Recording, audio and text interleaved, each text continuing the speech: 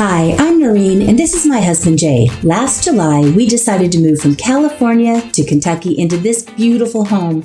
And while the listing photos are amazing, they were creatively hiding some very serious issues. However, we are making lemonade out of lemons and bringing you along as we make this into our home. Welcome to the Crafty Organizer and the Kentucky Chronicles. Hello, welcome back to the Crafty Organizer. If you are new, welcome. If you're returning, thank you so much for visiting with me again. What would you do if you found hidden storage in your kitchen? That's what happened to Jay and I'm so excited to bring you along with what we found. Now, I'm not talking about a Narnia room, but anytime you could find a couple of extra feet of storage, I don't know about you, but I'm excited to take it and use it to every inch of its life. If you've been following me for a while, you know that we bought this house last July, so it's been a full year plus already, but we didn't get to move in until December. So while we were getting this house ready and discovering many surprises of things that should have been caught by the inspector and the appraiser and were definitely not disclosed by the owners, we have just been trying to make the best of a situation and going back and forth getting our California home ready to list and sell. So it's been quite a busy year, and I've been grateful that you've been along on the journey with me. So this was the listing photo of our kitchen, and I gotta tell you, I thought it was absolutely beautiful. It was one of the rooms that absolutely sold us on getting this house. This cabinetry in the middle between the refrigerator and the oven always had us kind of perplexed though. I'd never seen cabinet doors that were wide but short. Once we got here though, we realized the reason is these cabinet doors opened upwards. So the upper cabinets were fine, but the counter height one meant that you opened it to your chin and then had to lean over to get inside of it. It was not convenient, and there also wasn't any space to put anything on that cute little counter right in front of it. So one of the first things we did was take the cabinet doors off so that we would have easier access to all of those things. In taking the cabinet doors off, it was pretty quick to realize that this was meant to be a horizontal cabinet, and they installed it vertically, which now makes sense as to why there are holes at the bottom, because a horizontal cabinet would also have a horizontal shelf. But if you turn it vertically, then the holes for the shelves are now at the bottom. It made sense also why they had to install cleats inside to create the shelves that were there. Taking this out turned out to be pretty easy because it just had fascia wood installed around it. Getting the first piece of wood out was the hardest, but I put a screw in so that I would have something to grab with my crowbar, and it came right out. Now this is where I realize we have got hidden storage space. Taking out the side pieces was super easy. I just hit them with a hammer, and this whole cabinet was just resting on a counter and was super easy to remove.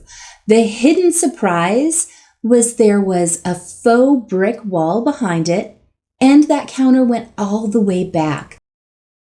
So removing this cabinet gave us almost 6 inches behind. That was the hidden space, as well as 5.5 inches on both sides of this cabinet. So that really opened up the whole area of this section in the middle.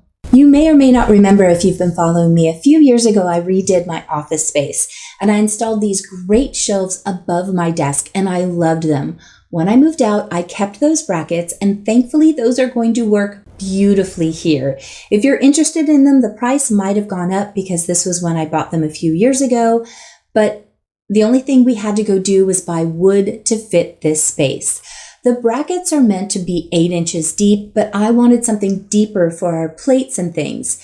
The great thing about these shelves is you can either have them upright so the wood sits in between that bracket, or you can put them upside down and have the wood sitting on top.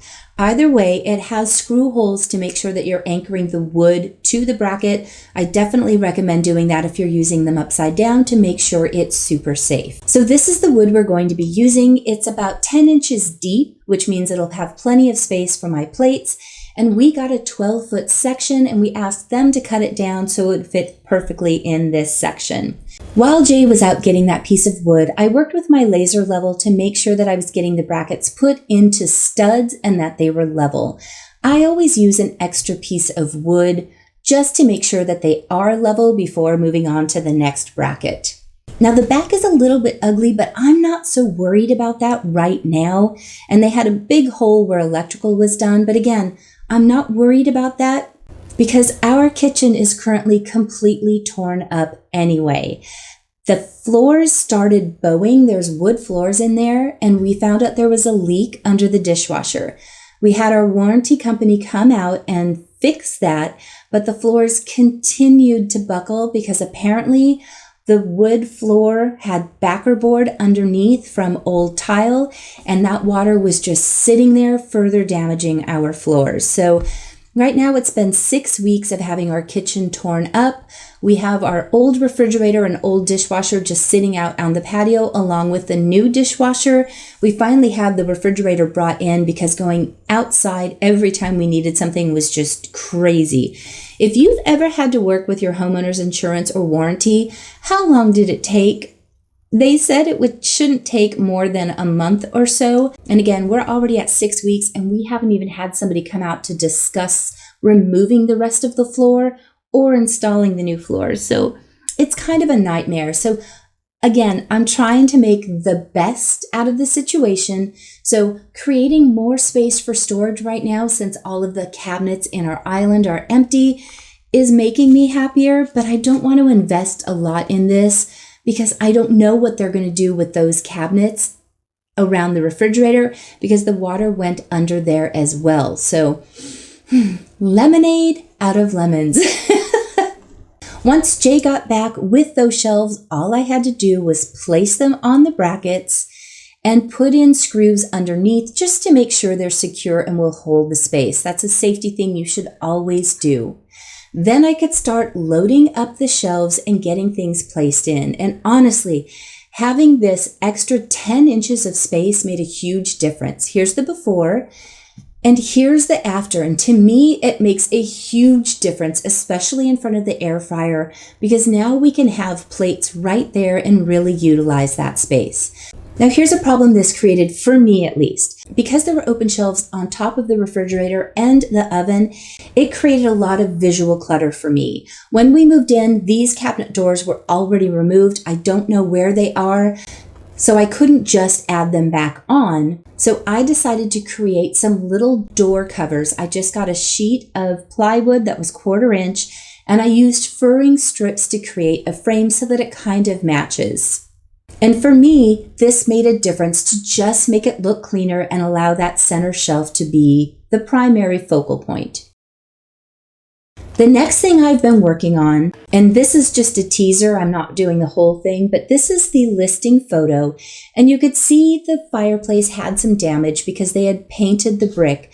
But there was also this fireplace insert that had a metal frame around it and the glass was broken. So the first time we tried to use this fireplace, the house filled up with smoke and the heating element didn't do anything except stir up the ash inside and blow it out into the house. So we knew this had to come out. Before we even bought this house, this was a fireplace idea that I loved and wanted to recreate once we bought a house with a fireplace. Here's another idea where I love that worn, weathered brick. So we worked on pulling out that insert and getting it all cleaned up. And when we went to buy a new insert, they were a little pricier than what we wanted to spend. So I got to looking on Facebook Marketplace and found one for only $100. Even though we didn't need the mantle around it, it gave us the insert. The next thing was working on getting the paint taken off of this fireplace. That proved to be impossible. I used my orbital sander, I used a wire brush, I used a paint scraper. Because we had just had our wood floors refinished last November, I did not want to introduce paint stripper anywhere around there. Even if I could lay down a tarp, I did not want to risk anything damaging these floors. So I came up with a really sneaky idea. I went to Home Depot and had a paint match to the brick that was underneath. and I painted the brick. And I did not care that this was messy because I want that inconsistent weathered look. So if you're interested to see what I did with the finished project on this, make sure you hit that subscribe button because I am in love with the way this turned out at the end. I can't wait to show you how this turned out. I've also gotten another freebie find. I got this headboard and I'm hoping to make a cemetery sign out of this for Halloween.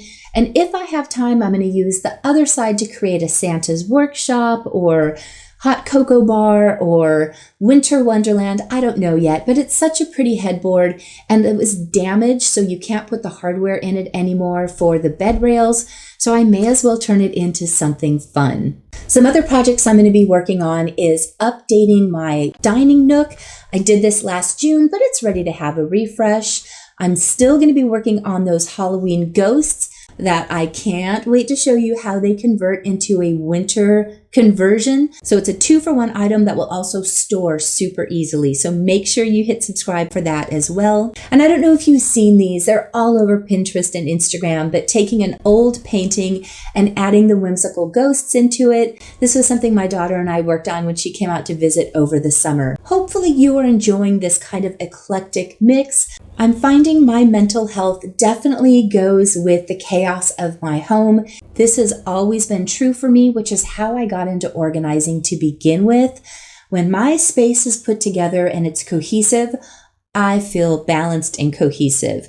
When things are chaotic and out of my control, I feel so much anxiety, and it absolutely ties in with my space. So for right now, since I don't have a lot of control over my space, I'm pinging around trying to find things that will give me a little bit of peace and tranquility.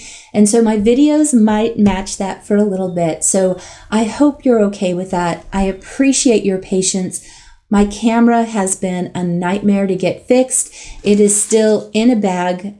We could not afford to get it fixed because it was almost the same price as getting a new camera. So for right now, I'm working with a loaner and I'm still trying to work with the settings. So again, I appreciate your patience while I'm sorting out the new volume, the new camera, and I'm hoping to figure out a better solution for my old camera. I miss you. So again, I appreciate your patience as I'm trying to navigate through all of this. I am desperately trying to bring you a video every week, but with so much happening, I just don't know if I'm going to be able to do it, but it's certainly my intention. So thanks for your patience. Thank you for joining me on this crazy ride, and I hope you enjoy some of the home and DIY things that I'm doing. I'm hoping to see you next week, but until then, have a great week. Bye.